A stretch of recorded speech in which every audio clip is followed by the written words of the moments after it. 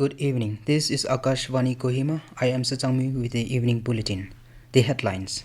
Prime Minister Narendra Modi conferred highest civilian honors of Fiji and Papua New Guinea for his global leadership. Chief Electoral Officer holds meeting to review status of criminal cases registered in last Nagaland Legislative Assembly election.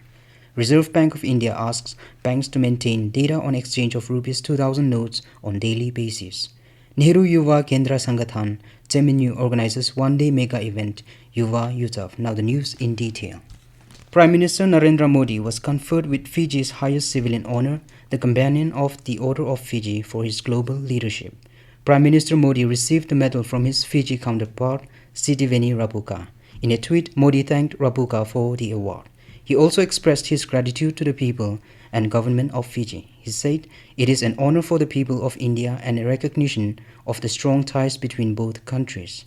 Governor-General Bob Dade of Papua New Guinea also bestowed upon Prime Minister Modi the nation's highest civilian award, the Grand Companion of the Order of Lokohu. He received the award for championing the cause of unity of Pacific Island countries and spearheading the cause of Global South. Earlier, Prime Minister Narendra Modi held a meeting with his Papua New Guinea counterpart James Marape and discussed a broad range of bilateral relations. In a tweet, Prime Minister Narendra Modi said that Prime Minister James Marape and he had very productive talks covering the full range of bilateral relations between India and Papua New Guinea. Modi said he and his counterpart discussed ways to augment cooperation in commerce, technology, healthcare, and in addressing climate change. Prime Minister Modi also held talks with the island nation's Governor-General Bob Dade separately and stressed on strengthening the partnership between the two countries across multiple sectors. Prime Minister Narendra Modi has arrived in Sydney, Australia this evening on the last leg of his three-nation tour. Modi will hold bilateral meetings with his Australian counterpart Anthony Albanese. He will also address the Indian diaspora. The Prime Minister is also scheduled to interact with Australian CEOs and business leaders. Chief Electoral Officer of Nagaland, V. Shashank Shekhar, held a meeting with concerned officials today to review the status of all criminal cases registered during the last general election to the Nagaland Legislative Assembly. A press release from the Office of the Chief Electoral Officer stated that the main purpose of the meeting was not only to review the status of election-related criminal cases, but also to ensure that active follow-up action continues on such cases even after the completion of the election process. The State Police Nodal Officer informed that the total election-related criminal cases registered in the state during the last General Assembly election were 70. Total persons arrested were 81.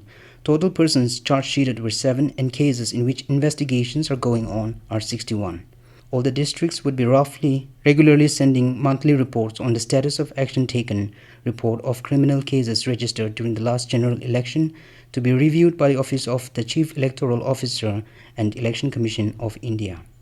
The meeting was attended by State Police Nodal Officer and IG Range Limasanab Jamir and officers from the CEO's office.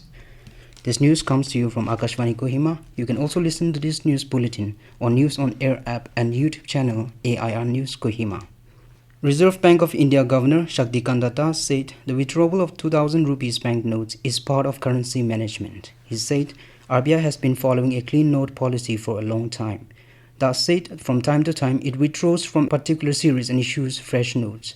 Talking to media in New Delhi today, Datta said the 2000 rupees banknotes were introduced primarily to replenish the notes which following demonetization, and that purpose has been fulfilled and there are enough notes in circulation. He added that banks have been asked to make necessary arrangements for exchange of 2000 rupees banknotes starting tomorrow.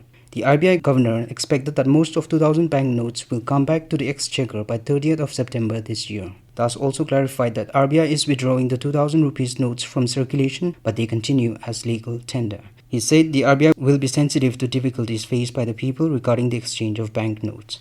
The Reserve Bank of India has directed banks to maintain data on a daily basis on the amount of 2000 rupees notes exchanged and the amount that has been deposited into accounts. The central bank has added that banks will have to submit the information as and when called for. Meanwhile, in a circular issued today, RBI has said that banks must maintain adequate shaded waiting space and drinking water considering the summer season. In their circular, the RBI has mentioned that the facility of exchange of 2000 rupees banknotes across the counter will be provided to the public in the usual manner.